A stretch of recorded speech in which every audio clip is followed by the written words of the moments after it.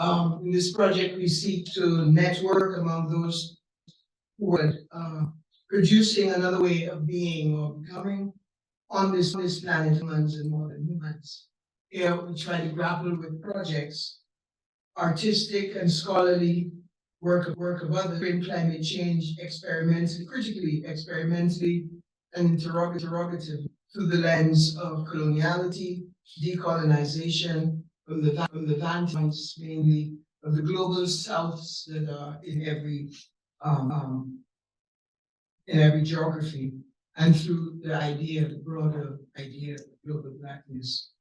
Through projects, workshops, and site visits, we do hope to distill about principles linking decolonization as the ultimate demand and redress of our times, aiming to combat our current planetary catastrophes. We share the view, along with several others, that this project of growth and development, or relentless growth and relentless development, have benefited a few at the expense of the impoverishment of growing numbers of people facing these wars, states still occupying, building walls as sovereignty wanes, to paraphrase Lenny Brown. Christopher Cozier is an artist and curator who lives and works in the Twin Island state of Trinidad and Tobago. He's a co-founder and co-director of Alice Yard in Port of Spain. He works in a variety of media, including drawing, printmaking, sound, video, and installation, and has exhibited extensively worldwide. It looks as if his worldwide presence is intensifying at a relentless pace. Recently, and the acquisition of his work, I should say, well, by major institutions like MoMA and Tate. Recent exhibitions include Forecast Form Art in the Caribbean, Diaspora 1990s Today Museum, and read this on our site. I'll just say that Chris is not new to Duke. In how did I get one of these slides? In 2010, this institute, the Franklin Humanities Institute, hosted an exhibition of 4 Caribbean artists, Haitian, Canadian, the late Chelsea Berna brought some rum to now she's become an ancestor. Puerto Rican artist Mario Marsan, Dominican photographer Fausto Ortiz, and of course, Cozier.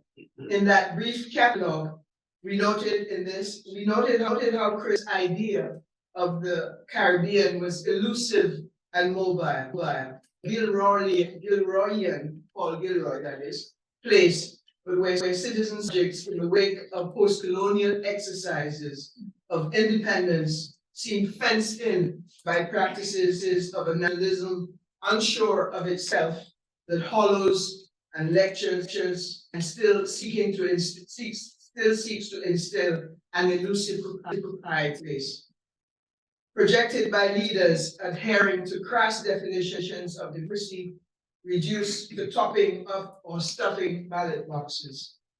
Leaders who have epitomized improper conduct in the exercise of dubious but dangerous power games, whose main outcome is the breaking in both ways, as in rupturing, as in breaking of alternative imaginations and imaginaries.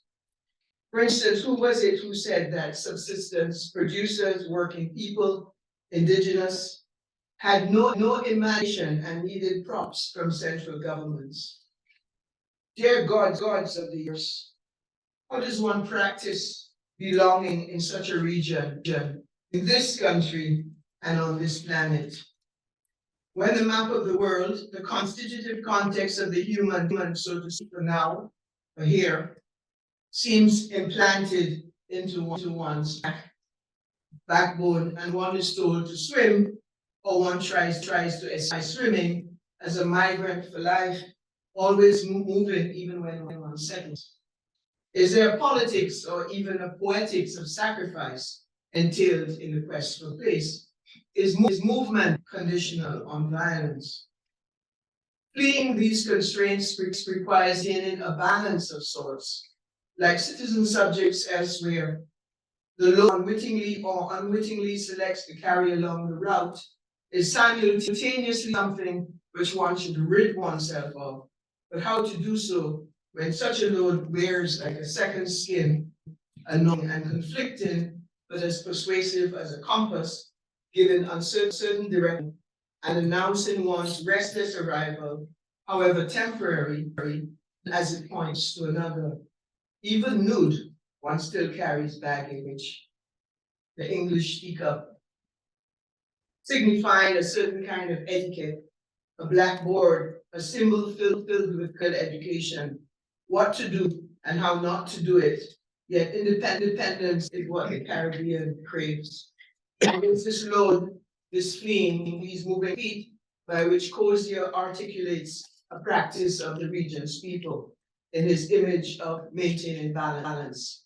The figures in the print appear elegant, actually, carrying awkward load, but they don't seem overburdened by them. In fact, they appear quite resigned to their load, as if there's nothing extraordinary about carrying the load, because it really is about independence and striking out on one's own. As Cozier put it, these images were conjured from my first visit to South Africa, when it seemed like in the Caribbean, and like Caribbeans and Africans appeared to be always carrying a load. Mission and movement, ideas of a contemporary exodus are central to the Caribbean experience as well. So it was that got him thinking. Chris has now turned his attention to the impact of development with a capital D, based on oil and gas, which are main exports of Trinidad and Tobago.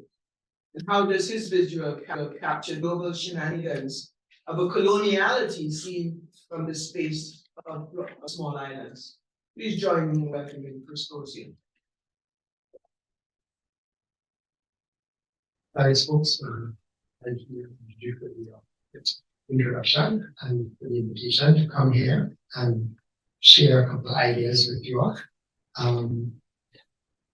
I think it's this vision of itinerancy is something that I've been struggling with because in a sense, as an artist or as a citizen, there's always this pressure to be from somewhere, to be real, and it becomes a kind of performance.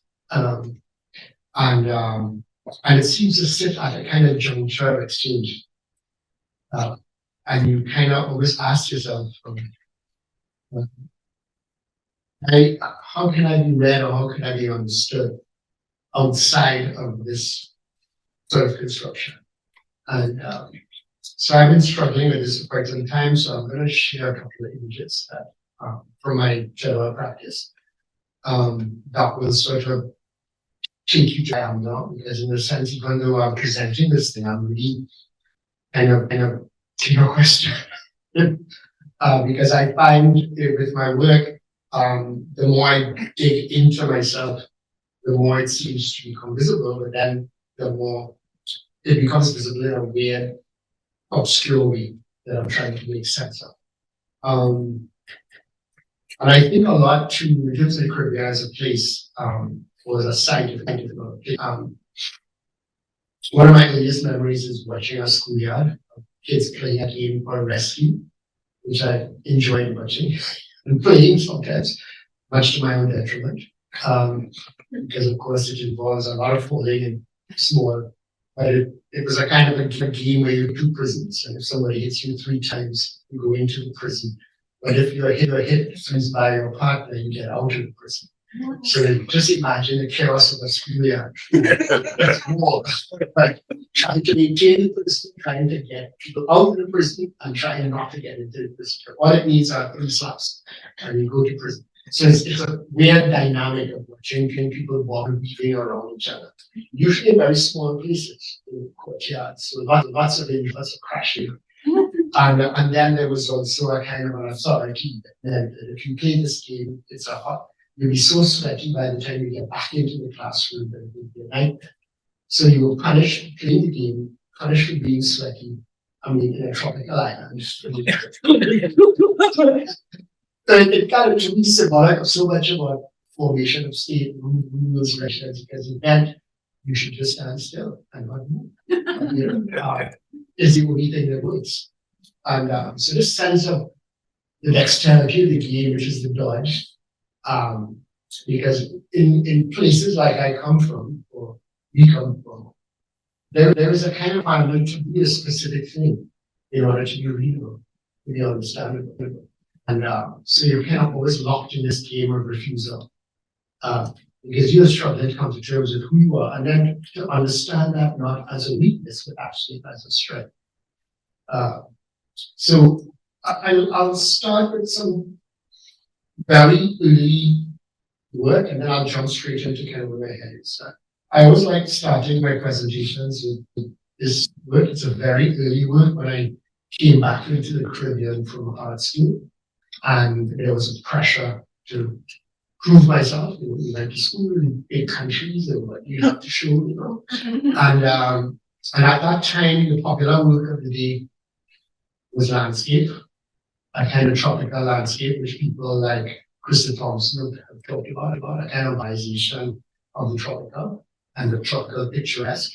And so what I did is I collected postcards of popular things at the time and spliced them together like biological samples to look at under a microscope. This piece is like literally size of a newspaper column, because what I did is I've spliced a fragment of a postcard and a fragment of text from the newspaper, and then put this gaudy blue frame on it to kind of talk about the field of expectations. You know, art sits in both body first, and it's a description of a murder at a time in the Caribbean, in Trinidad in particular, where they were maybe reformers a year. But before Spain that I live in now, it's 4 murders a day. So it was a very naive time, I suppose. But the title of the work was Meet Dorothy Wheat, which was a popular calypso at the time, and Black Stallion is now past.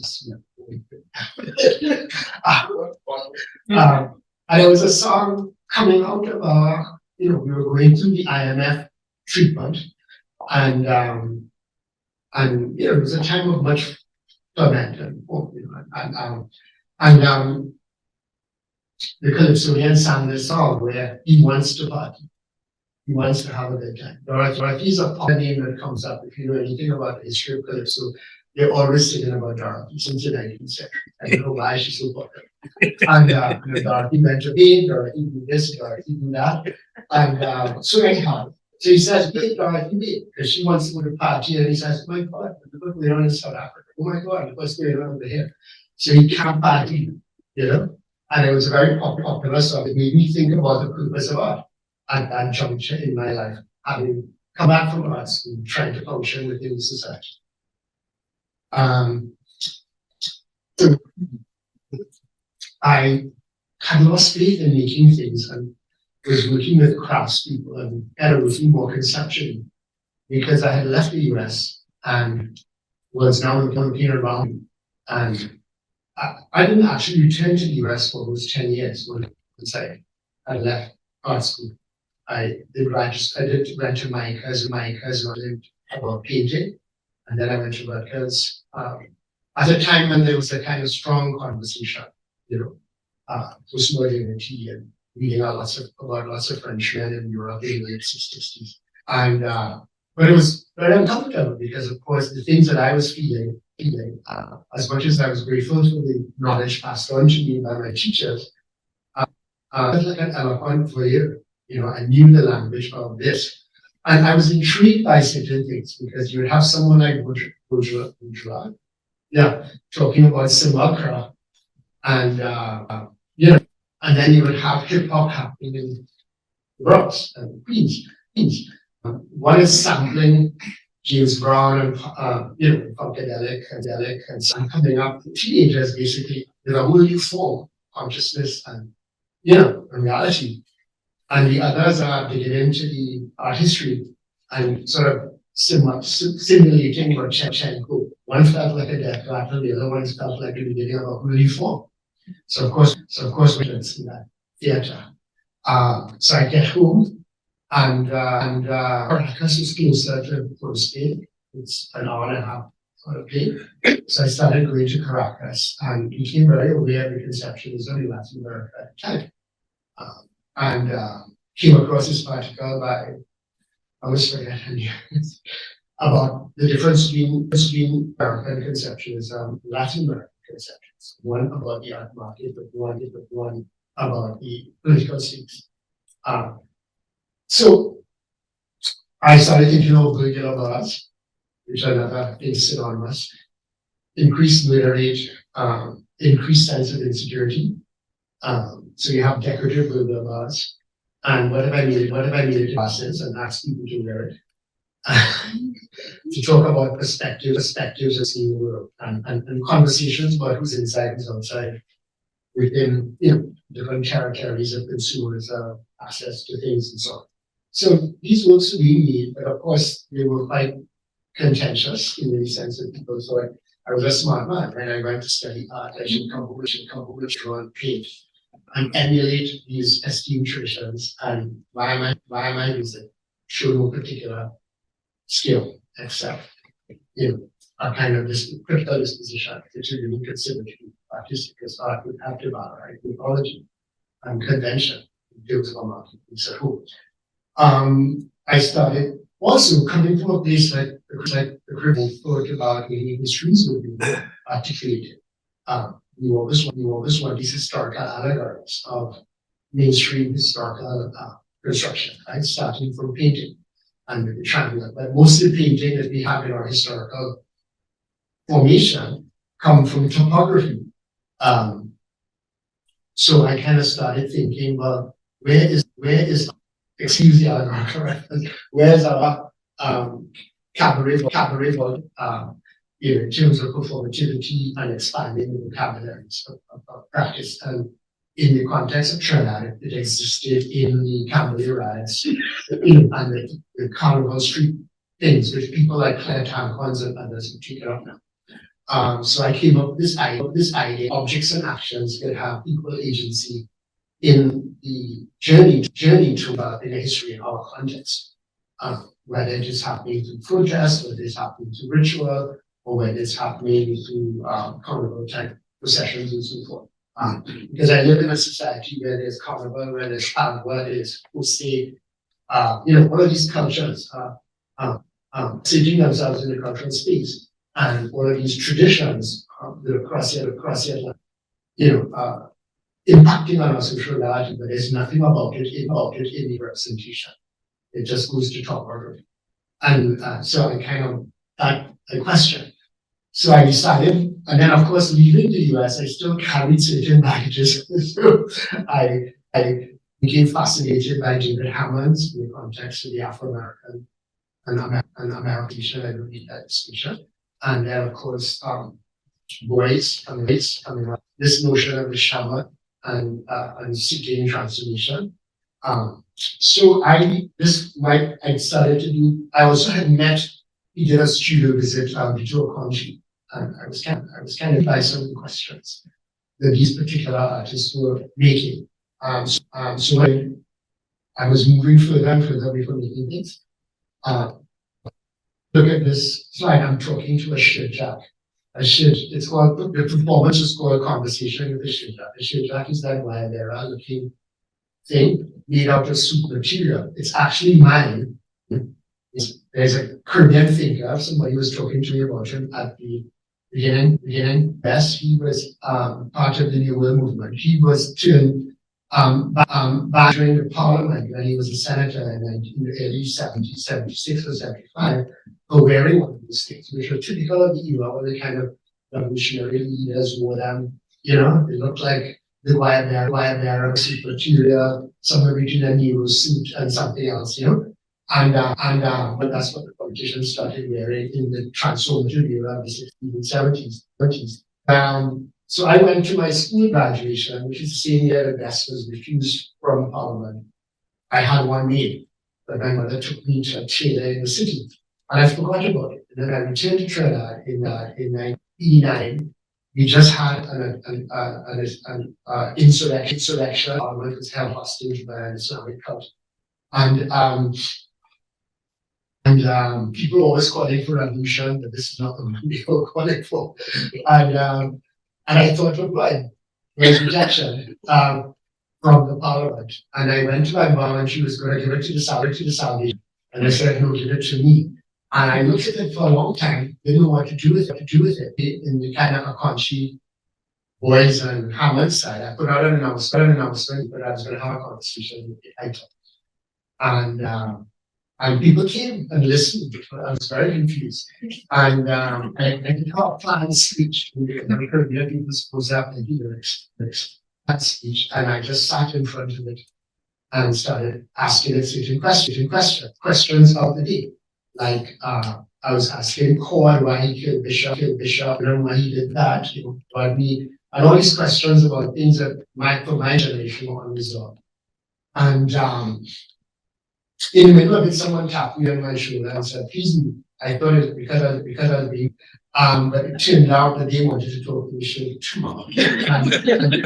And that's something about the performative instincts or tendencies in our particular society. That question for me was this notion that objects and actions could have equal agency. So how can we then proceed to embark upon historiography, not art or anything like that, representation? So these were the kinds of things that I was thinking about at the time. It's kind of weird because a German collector that supported, of course, who collected boys wanted the shirts, so I sold the shirt. But then I said, I can't sell this object. What was fascinating, because I did this performance in like 1991. And so what happened is, well, we could go and look for the original material. We found it and commissioned four more, and then traded. And he got the original shirt and I got the 4 extra ones. So I still have them. One I gave to David Rudder, the kind of Cozier as a gift, because apparently he was quite fascinated by that gesture. Another thing too, I started questioning. So I started making news for letterpress, very small letterpress purchase, and making labels for meat products. Rousseau could get almost every supermarket and have the national Caribbean. And then I would label them at home and then go to the supermarket and leave them on the shelf. And it was just completely puzzled. So some of them I don't know where they are. Right? And then some I again gave to a gallery. The idea was to confound and to confuse and to think about sites for cultural exchange beyond gallery spaces and so on like that. I'm not sure how success strategy was because it just happened quietly and no one seemed to talk about it. But I did deliver them and drop them, sneak them into the supermarket on the shelf. That led me to investigate video. So I started writing and producing videos. This one the first I did around 1994, multi-channel. It was very painful because I didn't start. I studied normal painting. And I worked with friends and set up scenarios and recorded them and filmed them like gestures. And sometimes I would get the core, what they're thinking in one place and then document them doing the gesture and edit it all together. But I just found it very, very cumbersome and very expensive. So I showed this video back then on the VHS tapes, really comes not like now, So this was in the Havana Biennial in '94. And this was kind of one when I started looking out from the island and looking at the wider, Caribbean. And then with these gestures, I began to sort of think strategies. What came out of all of this also was that, of course, I'm in a certain kind of thing, right? And the art world is a strange thing. You get invitations to create things, but your capacity to do that is determined by what visa you have in your passport and what visa you have in your wallet, right? And I have neither. So it was quite a struggle. So I started playing around with digital things, with digital catalog. So I started making works. So some of these were graphics that if somebody wants it, I could mail it, or as this progressed, I could email it and then they could do it up digital, right? This is pretty much a channel video that I talked about. But what was fun about sort of problem of the graphics was something that will come up in the second part of my presentation will become clear in the sense that mostly this came out of necessity. I hadn't really begun to imagine it as a strategy of the language economy and the problematic serviceability and the kind of constricts the island. Because of course people at home are even sort of deemed a smart man, a hustler, and in a lot of these societies, which I discovered years ago, I thought Trinidad is what's going on in Trinidad. But some years later, at Ibrahim Mahama, and he invited me to join him. He was going to give a talk somewhere in Berlin, so I'm watching him talk. And then the kind of work he does, which your main roles and those kinds of things, he was laughed at by his professors in Ghana when he embarked upon those things that have now made him very visible. Because they were holding up the canon of modernity, the narrative for which they themselves were excluded. So the irony and the accusation against me is like that to me, and these white people mash up the mind. So now I'm not doing anything of significant. And they were saying the same thing about him. So they realized it didn't make a difference how big the country is, but it has to do with the kind of post-colonial and these relations that we have to do with, and scale may not be so important in that same process. But I might also so we'll come to that. I then sort of withdrew after that, all those experiments and economy. I just said, look, I can't take it. I'm just going to draw. I just need a pencil and paper, and I done. Because I felt, struggling with domestic situations, life in a small island, battles with various, nationals. So I said, I'll just draw. So out of that series of drawings that I call the cultural autopsy, in which I analyze history, identity, nation, culture. I wouldn't spend too much time with these, but it's like I just drew and drew. Flirting with the digital technology as well. Digital technology is kind of interesting as well because, even when I say I'm going to show in Havana and standing up in the museum in Havana with I'm sure, graded to do enlargements, and then saying to the two Cuban assistants, they do a photocopy, and then they just stood there looking at me like, you need to have one, you could have one. I forgot to photocopy multiples before I came to Havana. But remember something that, just doesn't happen. So I had to wait to have to get a photocopy, come back out, because they can't just get a photocopy, something you take for granted and you put a social environment. So, that's one in Caracas. This piece was called, right? And it's very funny because it's the face of Asian Central-Ass guys, and the translations in ETT have them in this kind of weird officer gentleman thing. It's like, if you look at it, it's like you're looking in a mirror because the wrong side. So there are other works, but I want to just rush along, drawing, all the drawings, different things happen. This is a series of drawings that I did in Johannesburg, the original injury series, like late 90s, early 2000s. When I got to Johannesburg, I started doing these drawings of crutches, and the crutches became machine guns, wings, because in that construct of the original injury, as I call it, that's the Catholic construct of original sin, and it talks about power relations. So as if I'm hopping on one leg, you can do something for me, we can have a relationship. If I stand on my own 2 feet, I become dangerous. for that kind of relationship, and I wanted to investigate that.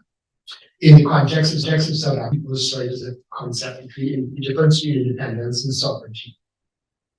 Came to the piece Mike introduced, I started experimenting sound, and I tried to do a work. I was looking at a lot of colonial engravings, and it was reliable of this one, so what around doing this, that, and the other.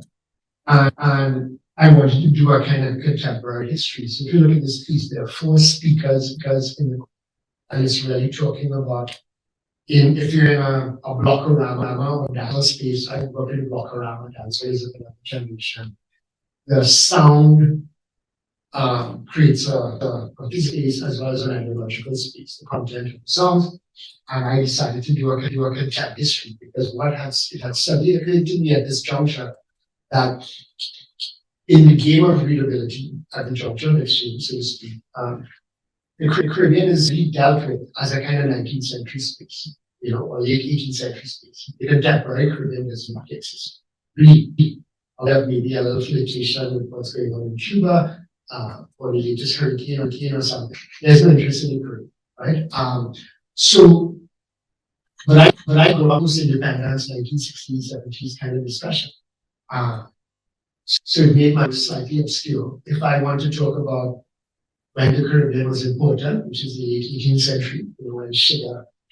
And then at the same time, the study occurred to me, Charles already commented. So how come we are not seeing that as the Caribbean is part of this larger natural phase? But there's only an interest in the late 18th century element of history, right? Because of course that was the time on the planet when we were central to the whole development of Europe. And so I was thinking I wanted to recreate a more history, like an old fashioned engraving. Like this is both, talking about the ideological space. And then went into a whole analyzation of sound. Like this was a kind of take on dancehall, because you got a AK-47 or two dancing the sides, just kind of talking about,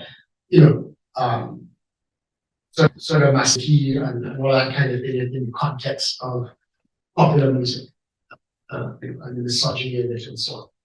These pieces, they were just graphical books, and they just kind of went over people's heads.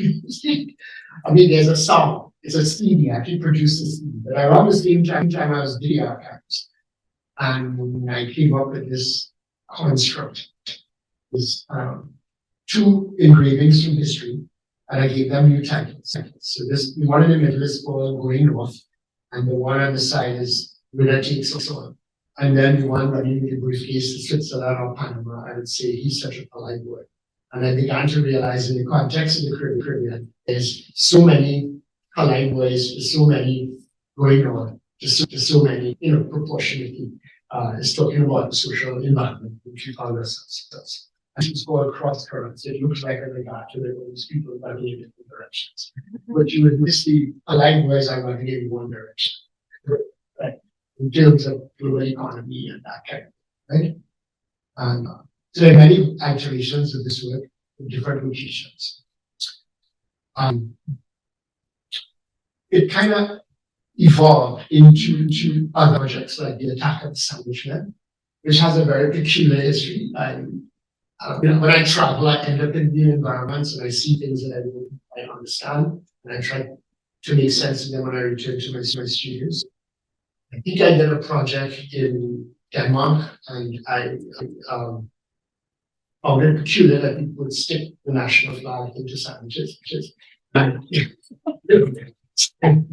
so so when I came home, I wrapped some Wonder Bread in grease paper and put the Trinidad flag in. Because I remember when I went to primary school, coming from a middle class background, my parents were civil national government. I had the modern food, it neatly, it's geometric, it's in my Star Trek landscape. And the kids next to me are envious of my food. The Chinese kid has some kind of funky noodle thing, the Indian guy's got roti, and his food is all unreal. Nobody's food is getting neatly in that. They don't like food. And I'm just stuck. All I have is like cheese, maybe have some pepper sauce, and so of course, he traded food, right? I didn't really, and then so this I was sat at my desk for years until a friend from India came and started singing a jingle about modern bread and Britannia. They told me in India, when the bread was introduced, after independence, that's for this, that, and I was like, wow. And this whole idea about who fits in and out. And around that time, I was in the archives and found a recording where this activist was training kids how to sing the national anthem the right way, right? Which is like 19th century, salon heraldics, but in a multi-ethnic society. And she said, I'm really going to try to sing it in all these different ways. It's like, wow. So the attacking establishment looked like a Canadian housing scheme, a North Korean military parade, and it's wonderful. Right? It came out just, and it was one of the first projects I did in Canada. It was a collaboration with Richard Falk. And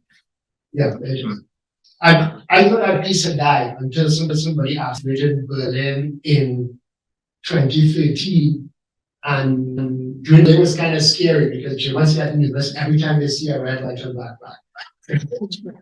It put up a whole kind of interesting conversation in the context of Berlin that I was completely unintended. Right?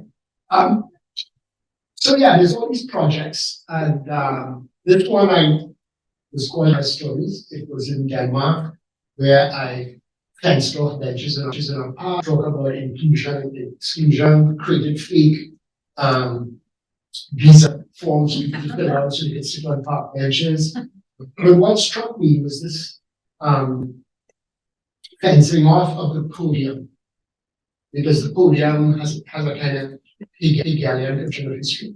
And if you barricade it, then what do you dedicate your life to breaking in, or are you then on the outside free to embark on a narrative of your own choosing? So that opened up a series of questions to me with the public project which I did in Copenhagen.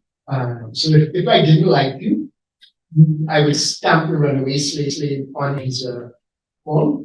And if I liked you, I would give you a key into the space. And then you become an official owner man, right? With the money. And that caused quite a lot of arguments.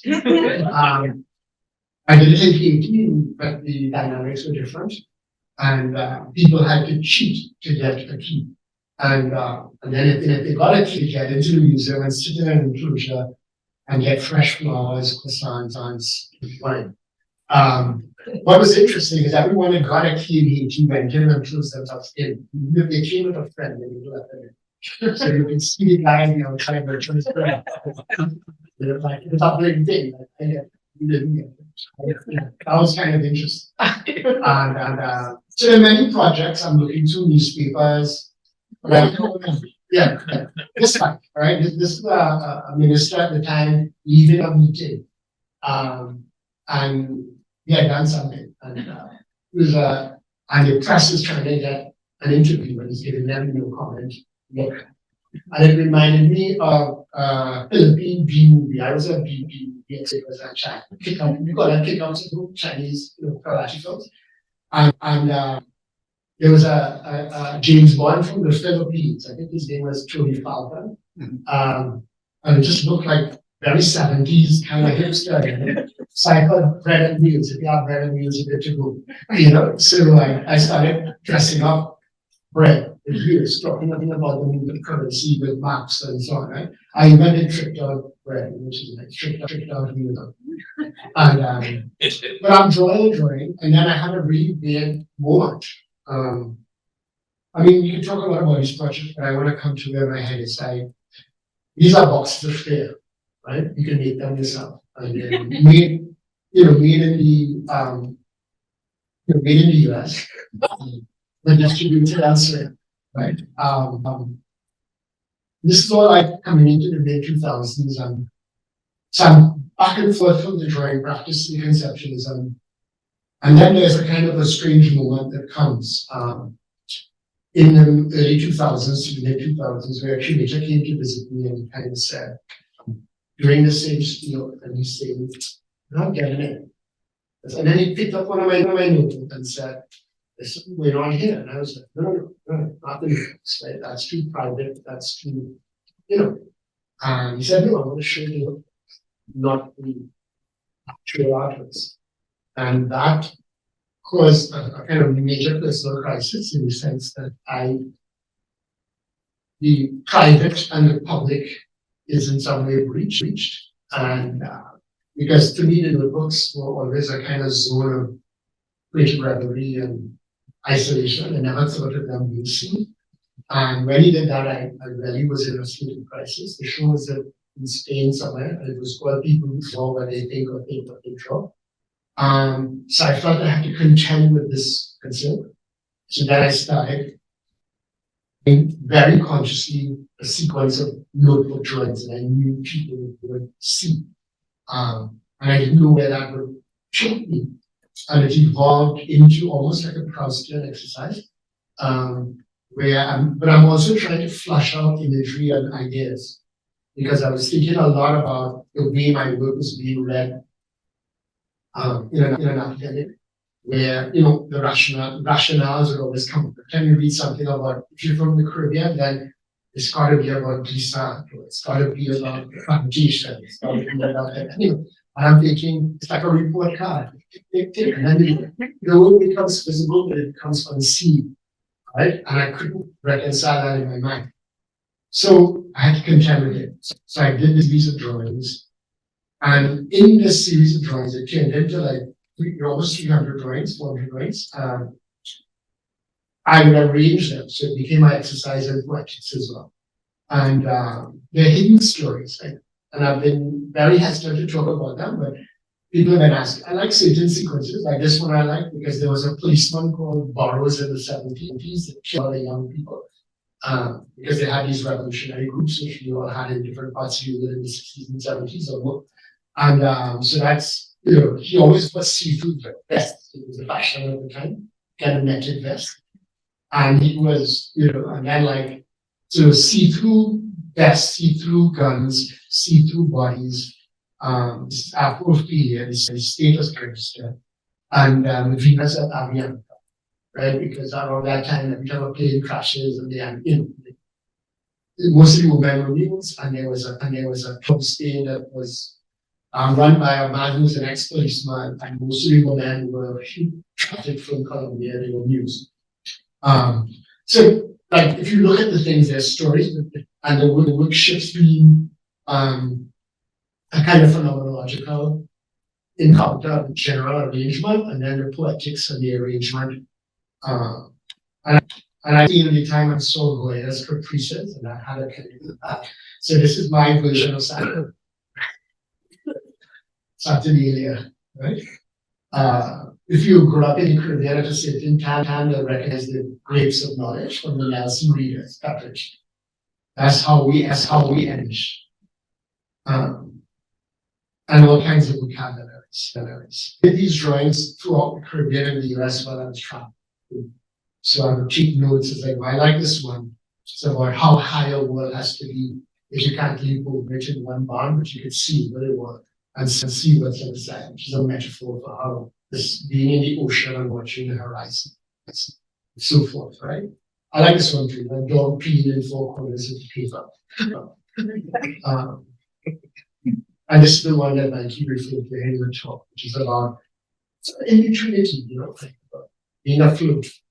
Because I think out in the sea is where you can kind of sit worlds, between infinite worlds, and being an island person, come to realize that I really like to know where the boundaries are, but at the same time, they're kind of, you can feel the pressure around this, but at the same time, the sea tells you, sits there, kind of, in fact, it's kind of weird, why did you subdivide the sea? I'm not really sure.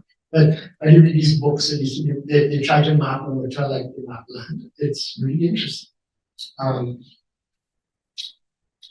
Installation of the work. This is another one. So it kind of shifts to a phenomenological encounter of this large thing, and then you have to decide if to move in and to read it or to step back. There's a young writer in Spain who's written something about poetics now, about call and response, with a kind of comparison between this body of work and the poem song, C.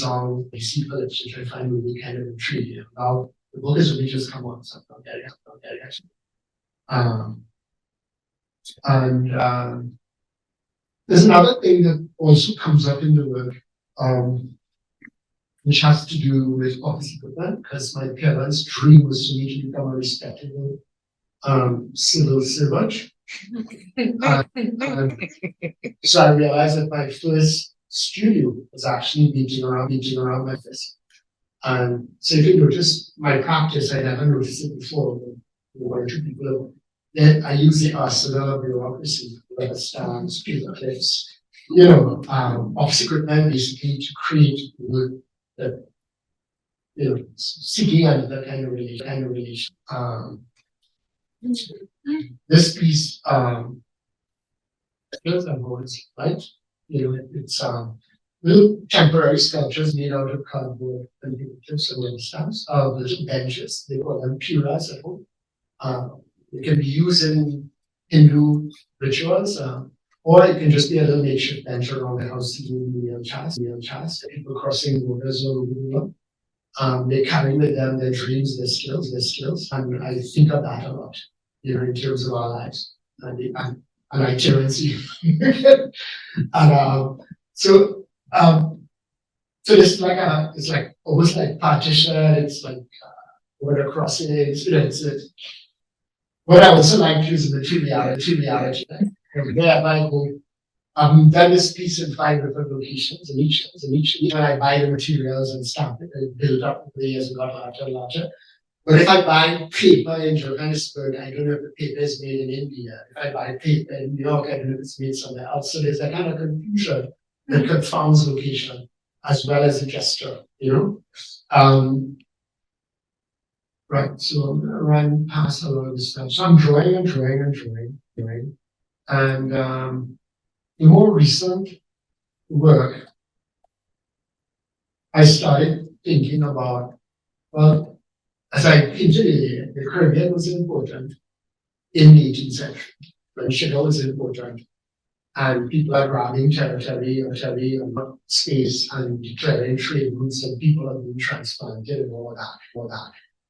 What's going on in the world now because of what's the latest addiction? We know there's 3 or 4 global addictions, right? Sugar, oil, cocaine, so forth, right? So, and we know that, it's a small percentage of the world's population that sucks up most of it. So I started playing around with these things that are ubiquitous, that are part of my daily reality, like oil palm, things that, just like I started out with the burger bars, to have conversations. I didn't quite know where it would go. Stuff. That's kind of more like an exercise in the sonic side. Had these like actually cars with big sound systems to meet in a certain location, different samples, and gave each one a different one. I gave the bass, one I gave the voice, and then they were turned up, and I could orchestrate it in the public space. These things are really so I'm in Chicago, and I'm thinking about my B-movie obsessions. Growing up with my parents' generation, looked at cowboy and spaghetti films, right? I mean, when my dad was alive, he was changing channels. If you just hear like a horse, you stop. You went to look at some cowboy movie. He was old cowboy movies, and guys had big hats. And with my generation cowboys, you got a little bit of the 20th stuff. You're really into the Chinese films. From spectacles, from the days of when through Bruce Lee to Jet Li, And so when I got a residency in Chicago a couple of years ago, and I started oil pumps and started having fights in the student. These myself and myself. And I still, and it evolved, but the anger is synonymous with how I encountered the male being spectacle, right? Masculine being spectacle. When we were underage kids, they had age limits on things, and they would let you in. A lot of these cinemas imposed me when I was a kid. You could go in the pit and pay less when you throw a hole and they let you in. And you can see these movies even when you're underage. So my whole relation to being on the movie spectacle is in this kind of distortion because I'm right up front. So I was thinking about that. And I think about bricks because they represent the kind of tropical development architecture that I grew up with. And so I was at Northwestern, this is Lake Michigan. And I tried to work with the department that is doing shop enters. And I just asked you guys in the office, like, what are the beach days? And they knew exactly what to do. They were like children. And I was the director of the Kaplan Center. So don't get me here, like, get you onto all kinds of things. But I was the director of the Kaplan Center at Northwestern, playing villain and mascot. And I think that was like the husband of one of the men. Oh yeah, my husband is perfect. I did not instruct her. So two guys figured it out and said, kid with masculine spectacle. But what came out of this project was a sense of no location, it could be anywhere. It could be in Chicago, it could be Port State, it could be Lagos, Mexico. And beaches are places where these contests take place, where men fight tourists. So, and then I myself, in this global network of artists moving around, so there's a lot of multiple conflicting reflections. So this piece actually is kind of on tour in the US right now, forecasting at NC, and now it's at the MC, and now it's in Boston, and it's going to California. That's a version of it going. I mean, we'll just run through them. But what's throughout the whole process that I'm still drawn, and I can't seem to conquer the beast alone. And these drawings, this one is called, ironically, the series is called. So very appropriate I'd say. Because what's going on is I'm thinking about how the Caribbeans often seen as a part of out of history, but that is actually beginning of the project. Right? The Anthropocene, everything starts in global trade, transplanting of people.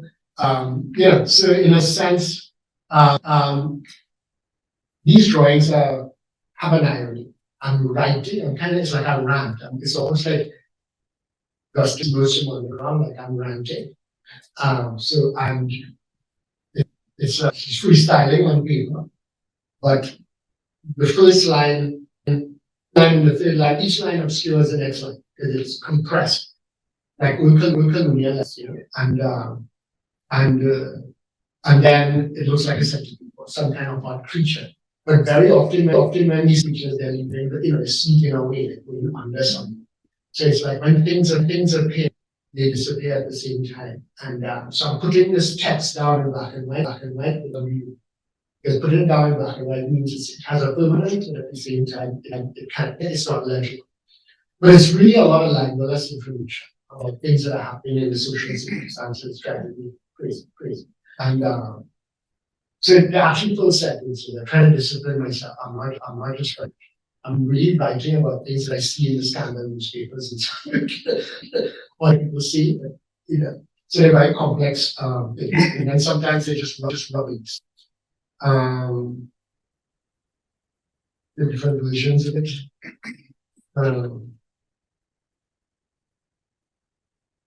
In terms of the kind of, about climate awareness. what's weird is, I mean, I think inherent in the very articulation of a Caribbean understanding of the year is so rooted in that awareness on the sensitive side of it. Because islands or places, mostly natural vegetation is gone.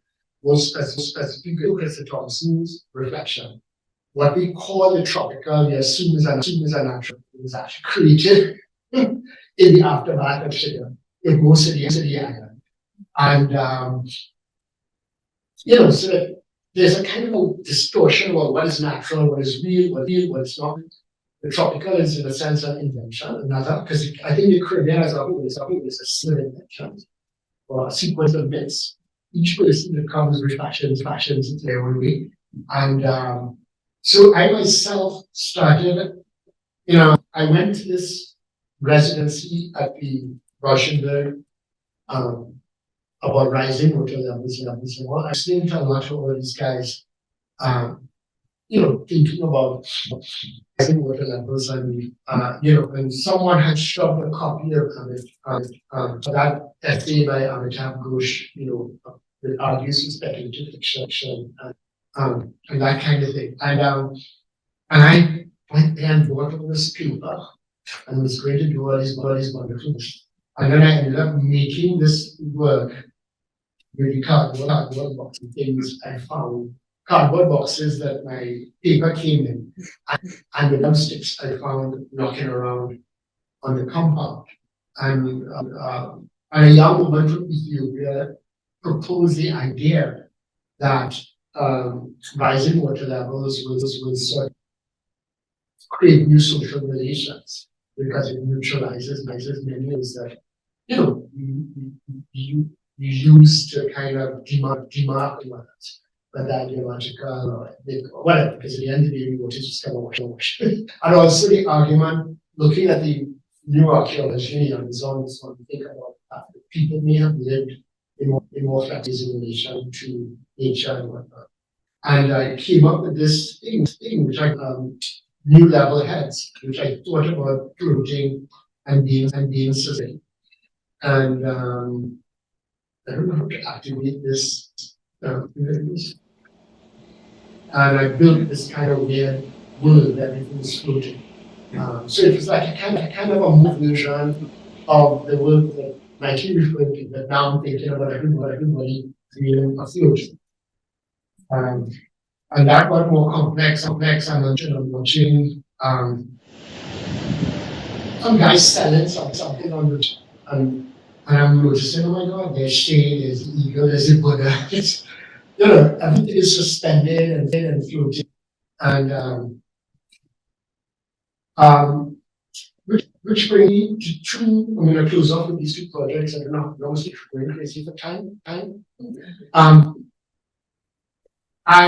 There's a thinker, Kelly Bailey, who runs an organization called Design for Social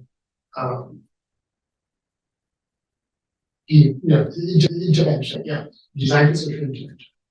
And he gave this talk at Rojas Project in Houston, and he sort of getting us to rethink practice.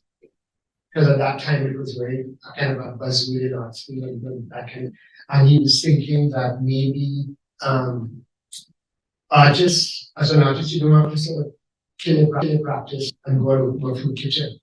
Maybe social workers need ideas, so maybe interfaces that you stick to your skill set, which is, picks and ideas, and the social workers will stick to their work in the community, and then the two meet.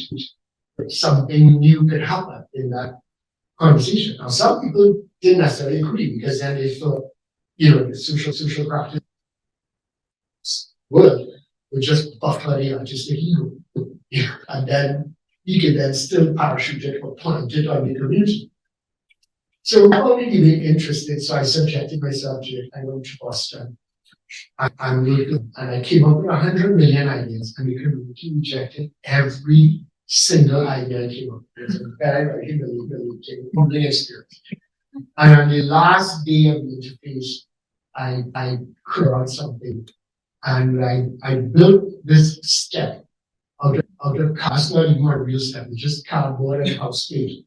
and plunked it in an empty lot in the upper area in Worcester. And people started appearing and saying, that reminds me of the backstep of my grandmother said, Taco there in Ghana, in, Santo Domingo. And then I recorded a piece. It became like a portal from Stargate. That Cody, some sci-fi group, some of us may have heard of it. And I started thinking about the migrant places we leave or the conditions we leave or we never quite return to. And what are the implications of that? And I thought that was the end of it. Like I had learned a lesson through this interaction. One way is that in the design of the project, again, made a attempt anybody anywhere else in the world can make it. And then people started making it and inviting me. So this is me in Bogota. Renting a food cart and move from down September because the kids in the university went there. Bulldoze the School of Architecture, the traditional building. So they wanted to, the place that you never returned to. So I had to move it across Bogota. A little bit in Kingston, in Kingston. Now was in Kingston. Again in Boston. This is how this photo. I owe Tate Smith. Tate Smith, I've now met an artist. I took her for a walk out in the park. And then she took this photo south with me, but it's pretty good. Experience is good. I got a print one and signed it in I even left it somewhere and a rapper used it. I don't even know who he is. This more modern version. Each time this project is just coming back. Did a version in Berlin, with a young Chinese artist. And there is a Beijing, square in Berlin that represents when Germany invaded a part of China. And that's why they sit down there. They didn't there as they were trying to penetrate. And then the Japanese invaded over the beer company. And then it's really interesting that no one knows. So I did this photo in the square that commemorates the invasion of China. And there's a happy German family in that. And they have no understanding of the connection between their privileges and in dark and sweaty places. And that's what the young Chinese photographer from China will do. And then there's a ghosting of 2 bottles of Singing Down. They don't know that that's why Singing Down exists. And this is a very recent version in Port Spain that I did for the EADG National with Magdalena Campus Points, where I met this young Afro American and was to do a collaboration with him in Nashville, and then discovered he didn't even passport, had never been out of the US. And I said, no, that can't work, I can't do this. So I made him get a passport and took him to Trinidad. And we did a version of the project in Trinidad. This was like about 2 months ago. And then I'm sort of, giving other people the drawings. And then I didn't show photographs, but I did. I simply made a series of posters out of the interactions. So the posters and kind of rational. And because the step idea in my work, even though it's linked to things I see around, really got started when I walked up a pyramid in Belize. Along the road, it had a big impact on just walking up the steps of the pyramid. Because I felt very alien, because even though the pyramid represents a kind of indigeneity within the context of the Americas, but I'm coming from the other kind of, I'm the aberration, because I'm half European, I'm half African, and I exist because of this structure of this civilization. So to walk up that step, I'm walking up a step from a place of origin, like I was never there. And then a step in terms of barrack houses and chattel life, in Barbados. So my parents came became very important to me as a symbol. I just didn't think somebody would want to do it in Croatia. Very weird. So this is the, sometimes I move pieces of architecture to talk about fragments. And these were drawings that are ongoing. Now, at the end, I'm gonna where I am now is I'm thinking about early and I'm trying to understand the Caribbean, like the Caribbean not so much as a style or set of subjects, but as a kind of disposition. Because of a particular kind of history that's related to the bigger problem, right? So when I went to Sharjah to show in the Biennial, the thematics for my particular section had to do with something that Marcus Garvey said in it, look for me all around. And I thought of it in the context of him being radicalized as a timekeeper for the United Fruit Company in Australia. And when I went to these countries in the Emirates, it really freaked me out, the desert environment, but also the sense of transplanted labor.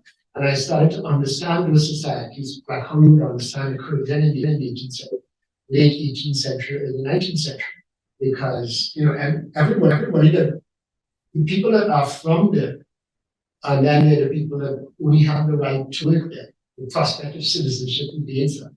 And so what I did is I took a lot of the workers from the Sharjah Foundation and took them out to the desert and made them build fake elevation. And I was recording them while they were doing it. And I realized that every other guy, they were, because I don't understand the languages they were speaking, but they were mostly people from Sudan, Pakistan, Afghanistan, that market. So they're speaking to each other in their different languages and also speaking to each other in common languages as well, on basis of Arabic or something, right? Dialects and so on. So the piece is called, elsewhere is our beginnings and ends, and because it's very much like all the Caribbean and the land. What are the future of these kinds of places? What kind of prospects do they have, as they evolve? And of course, the Filipino of this kind of heterogeneous space out in these forces of nature is another kind of problematic. The piece actually failed. It comes to another concept in my work, which has to do with failing in the sense that I went down there to do this pristine environment. And a bunch of desert kids came and photobombed the entire project. Even when the people from the Sharjah Foundation were talking to them, said, please behave, this is the foundation, they will have that, okay, right? And then I realized it was a thing about who belongs, who owns the space, or who doesn't. These kids had no boundaries.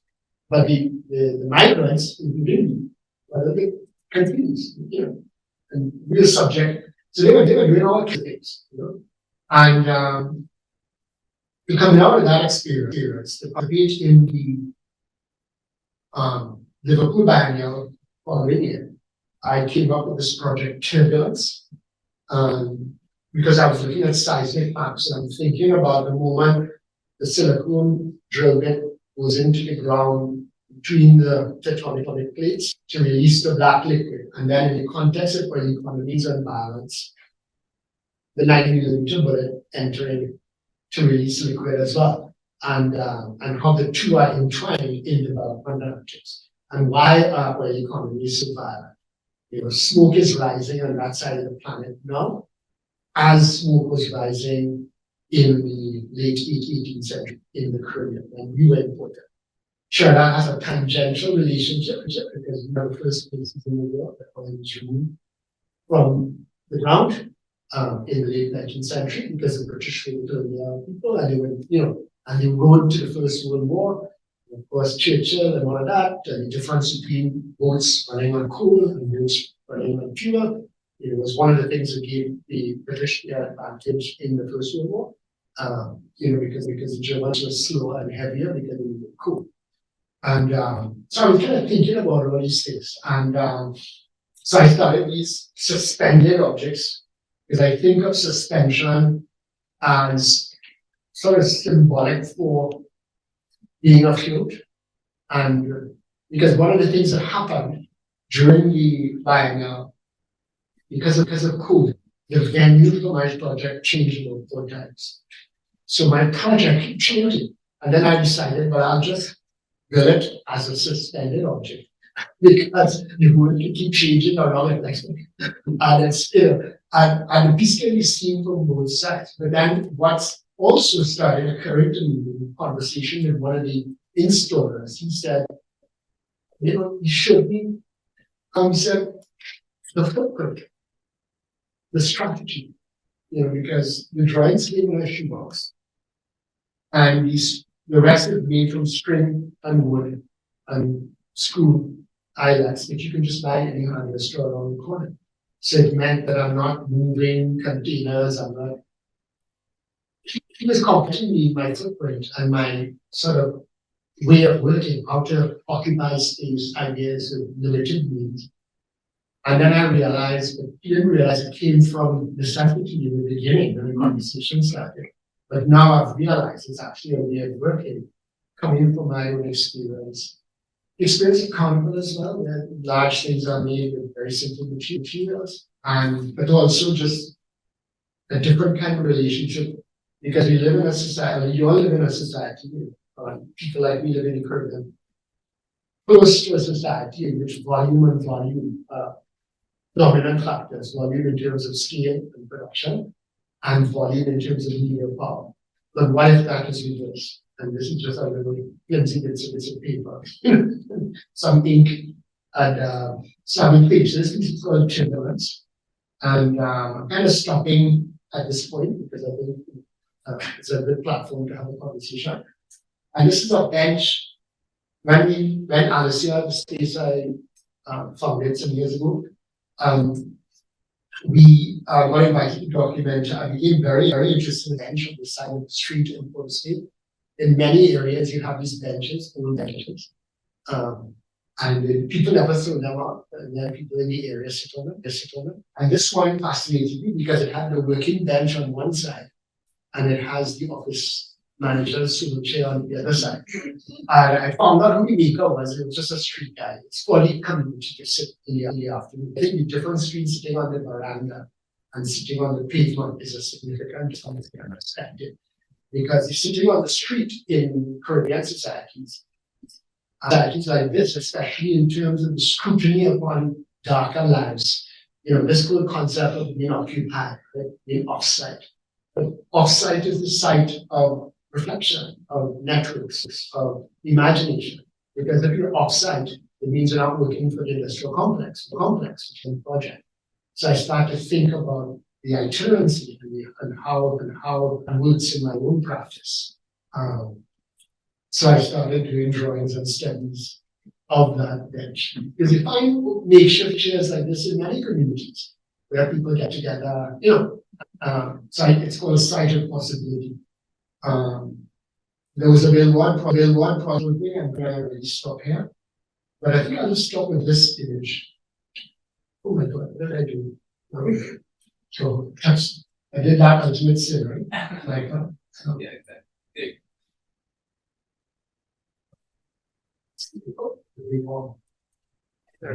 I kind of like this. I mean, this is a recent image from a project I did in Croatia. The project is about utopia as a modern illusion. The overhead shot, coming back to the references, is a housing area in Spain after independence called Diamond Vale. It was built on some of the most fertile lands in the hemisphere. Where the agricultural experiments by the British made up and estates and so on, and they built one of the largest in Caribbean at the time. And that's one of the mobile houses, the model houses in the advertisement. But it's now become a really special for us. With a kind of a reflection on my part, part of that whole thing. I did it. It's doing this weird thing, let's just stop there. So in the body of work, it's been a journey of coming to terms with how the work moves across dialogues and how I reconcile myself, coming to terms with the idea that the Caribbean is actually a critical disposition on sort of what's going on around us. And that's helped me to struggle, get a better understanding of how notions of placelessness and itinerancy are frowned upon on the opposite side at the junction of street, because then you have to be something to be real. So it's to kind of how to adapt to being something. And then if you're not something, then what are you? It like, what is the nature of your gaze? What is the nature of your practice? And I'm trying to make sense of that now. So I think that's a good way to, stop the conversation or start the conversation where you want to enter.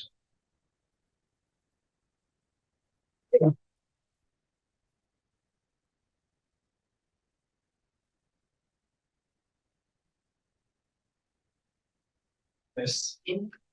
Okay, we have a few minutes for some questions in the room here. If anyone on Zoom has a question, so if you just raise your hand, I'll bring the mic to you. Thank you. That was great. I'm not sure this is a question or just a comment, but I was sort of thinking going back to your question of location and where you were, because it seems like what you used to have some investment in the object, and conversation with the object or materiality, but then in other respects, it's seamless or a kind of porous relationship between inside and outside. In a sense, there's no difference. And it could seem like, or like the generic stairs that can move anywhere, mobility, and it can seem like that's okay. So that's a claim for kind of lowlessness, but then I was feeling in your account like the more it feels like that, in fact, the more intense the notion of location becomes. It becomes all the more important that you be on the inside, or with the stairs, in a way, the more generic, the more popular, like my grandmother's stairs or my. So I don't know. I mean, I'd turn that into a question, but it seemed like it was kind of opening up this issue around the relationship between placelessness and very sort of foundation of the notion of locations. Yeah, that's a pretty solid, I think, observation. I think there's a kind of inherent human desire in terms of how stories are told. I mean, most stories are maps, whether psychological or they're journeys. Right? All the big stories are journeys from one place to another. Yeah. It usually talks about a returning as well. All the grand stories of adventurers that go out if they go into the underworld are still not, and they come back or they don't come back, right? So I think in my own practice, I've been through frustrations about place. Not exclusive. I think a lot of artists coming from places like the Caribbean, particularly those that live in the diaspora, struggle with the construct of place. Sometimes, in a country like the US, where there's a pressure to be American. It's easy to be, because, people like C.L.R. James and their older, have written or contractual citizenship. Where you can pay taxes, you can put your children to go to war, and you become an American, right? In England or say parts of Europe, it's not quite the same. There's still a constitutes an Englishman. And even though it's a construction, it's still a struggle, right? A construction that people like Stuart Hall had a lot of fun, right?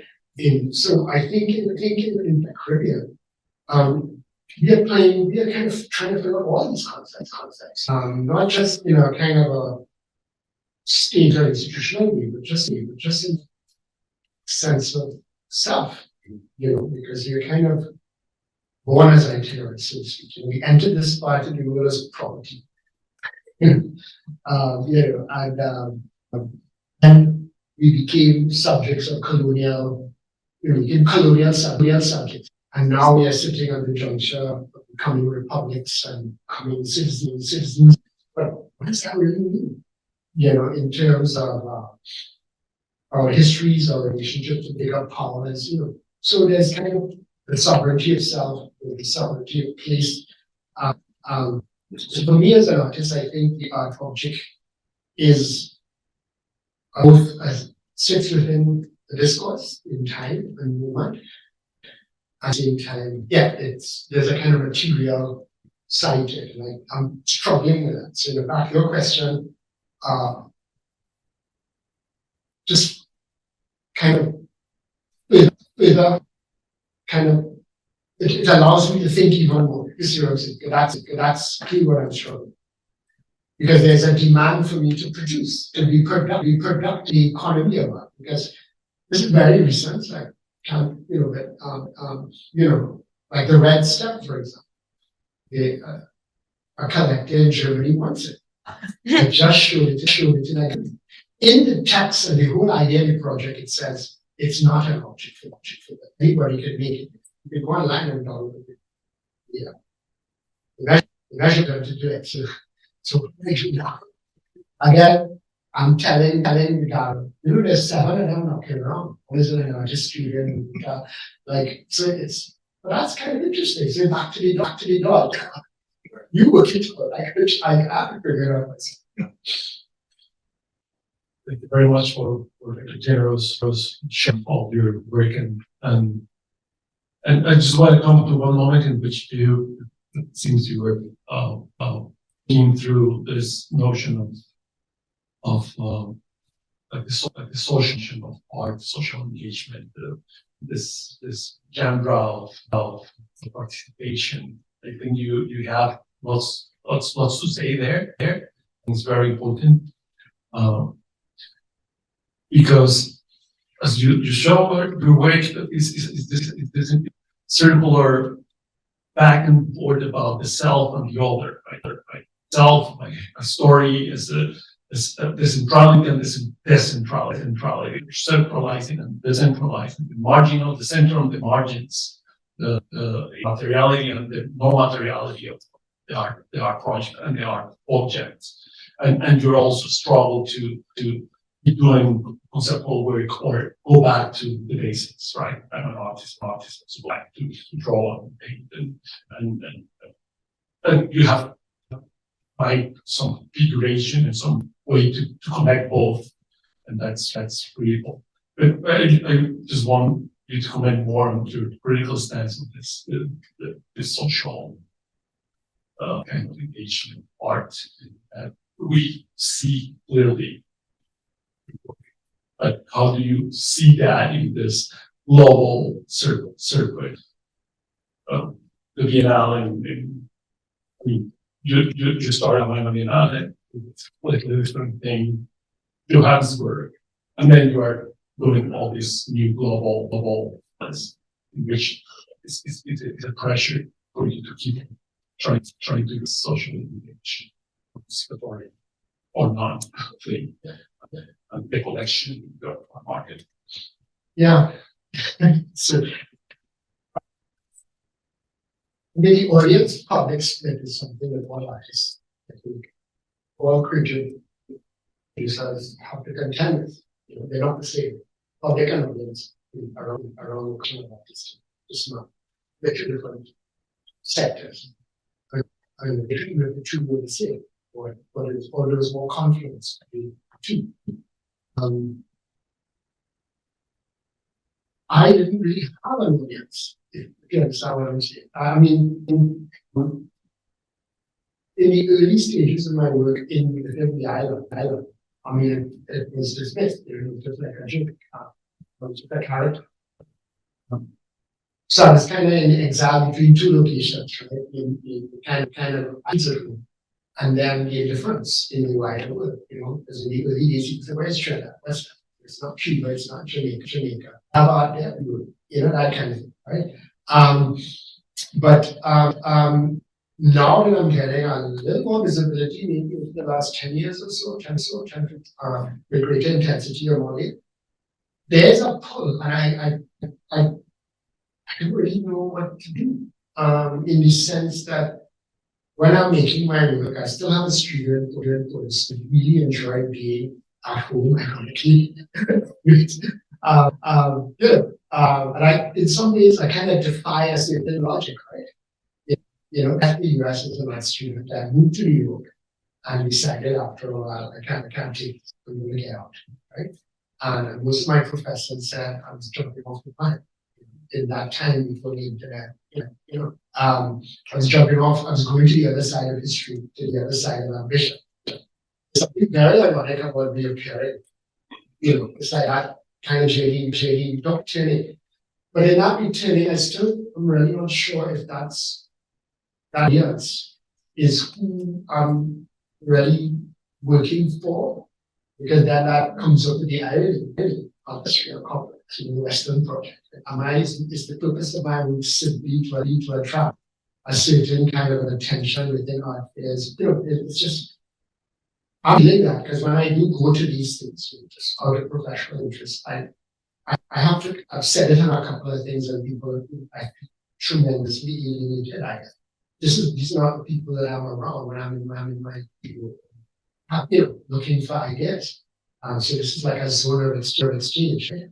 And I'm not comfortable because of the connection. And I kind of question whether my role is to function within that sector. I kind of wonder if some artists really want to be there, if you know what I'm saying, because it's another word. So yeah, these are really difficult questions, but I'm glad for the support. I just want to know what I don't know. And I went to the dinner party in Miami. It was like I said around. I really did the whole screen. Then I was back home a few days later, and now I'm here. But so yeah, we live in a very, very strange time. People are moving across the planet in ways that people like me are. Because I'm not moving, but it's the question. We move around under the auspices of labor and transplantation. So I kind of question it now, how I'm moving around, which I kind of alluded to when I was doing the gas bed or working in Sharjah, right? Because I'm a laborer just like the other laborers in this project, and I don't really know what I'm participating in, and I need some to think about it, because it may turn out to be deeply ironic. But time will tell.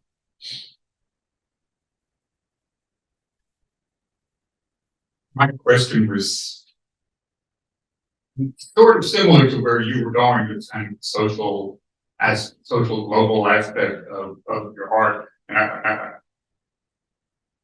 not sure if my question now anymore after you respond to his, but just the fact that your work is seen in so many countries, that you travel to so many countries, strikes me as underscoring the notion of art as a universal language, which maybe has some hope for humanity in a way of bringing the world of people together. And just was wondering if you could speak to that aspect of, are you in, do you work with an intentionality of an end game of, I want to make the world a better place? Or are you more narrowly focused in some way on the thing of the moment? Before you get to answer that, let me just throw in one more thought. Because I work primarily in the area of arts acts for people with disabilities. And so when at first, I was looking at your stairs, and thought of it probably the way most of us who don't use a wheelchair, thinking about those stairs as more access and entrance, and gate. But for a person who uses a wheelchair, those stairs are a total barrier, to you don't belong here. And I just made that comment of, I hope that as you continue to work, that you think of art as something that is accessible to people who are blind, which is the other area primarily. And how would you make your work accessible to those folks who don't have all of the same abilities that many of us in this room share. Could I just interject this? I made a cardboard. So if anybody really stepped Well, up, first- cheers would fall. The first one is really exciting. What's exciting? Yeah, well, the world's not real anyway, so. So- Yeah, it's, Universal is a very, from the time in which I am confident as an artist, 80s, 90s, art school, has all kinds of treacherous. But I think in terms of, I don't have a needed aspiration. When I think of the process, okay, many of the moments when I discover something in my work across these cultural exchanges, right? And that becomes me learning something about, because I was taught or conditioned coming out of the particular current experiences, I grew up in and post. That you come from anywhere, As I said, we live on the other side of history and the other side of the art. So what's the value of, it's kind of an interesting thing, because there's smaller bomb rock or anything to the planet. Just the rocks, And so with that in mind, as I discover more about my awareness, my sensibility, I kind of I find myself getting more confident to take up the seas and to travel. It was sort of scary, like when I was younger, because many times you get stopped at borders, right? And if you end up in crap, there won't be any aircraft carrier on the horizon, and you won't make you on CNN. You just disappear. So I mean, a really bad experience once going somewhere. There was a group of Africans and people from India and so on, and there were a group of people from Australia, Canada, England, and so on. And I got up in the morning for breakfast, and the only people left in the compound were the people from Africa, India, and we couldn't find anybody else. And then, like an hour or two later, all of the people from those kinds of places came back in tracksuits, stretching. They sounded like walking around over that hill, and it was wonderful. And all the rest of the planet were out there. You don't know where you are. You don't walking somewhere in the British countryside, somebody can like that door, they can shoot you, you don't know, right? And it was just accidental, but it was pretty interesting that a person could arrive in a place that they'd never been before and just have the confidence to put on a tracksuit or even jogging or because space in terms of our collective experience is territory. Because so anyhow, I don't want to believe it to get what I'm saying. So I have learned through the work into exchanges with people from other places, what we have in common, and sometimes what we don't have in common. But it plays upon to have really productive conversations as we learn more about each other. I think so. Universal, I can't quite, but it's like the works become signs that develop because the meanings don't stay the same. What perceived from one place has a completely different meaning than something I've done. And then if it's shown in another place and somebody else, and I see it differently when I arrive at this new edition, so there's so many possibilities, and that to me has been the excitement of making things and doing things. I love your comment actually about the limits of the book. So that you just ushered me into a kind of something to think about. Because and it's ironic because I had a conversation just last week with a Trinidadian artist, Marlon Griffin, who does processional works and he did a project about 2 weeks ago in Nagoya, a parade. But he actually designed a kind of carnival-like parade. But he designed costumes for people who physically challenged. So they're all things affixed to wheelchairs and different, And it was really fascinating. So I wrote him and I said, I thought about Trinidad Carnival, I've seen it my whole life, and the transnational carnivals in Toronto. And I've never seen a wheelchair, costume that a person can then be allowed and still participate. I was blown away by it. And I don't think I don't know how he ended up doing that, but I think he did something for the Paralympics in Canada a few years ago. So I think it's triggered something for him. But in terms of the general conversation of carnival production and performance, no one has sort of designing things for, people with, those particular challenges. So you may have ushered me into something that I have yet to, and that's why these kinds of platforms are really useful to me. Guess we should stop here. Thank you so much for this extremely generous presentation. Thank you all for being here.